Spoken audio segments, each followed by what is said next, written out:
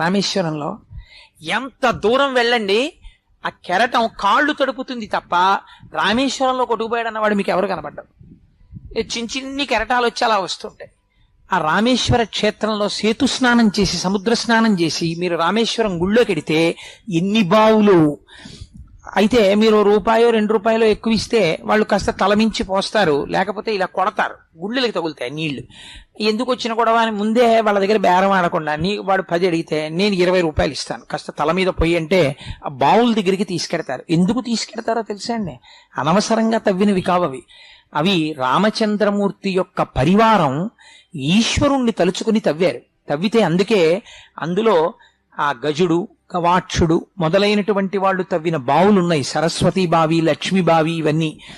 వాటిల్లో ఒక్కొక్క బావిలోని నీటికి ఒక్కొక్క ఓషధీ శక్తి ఉన్నది. దీని గురించి నేను ఈ మధ్య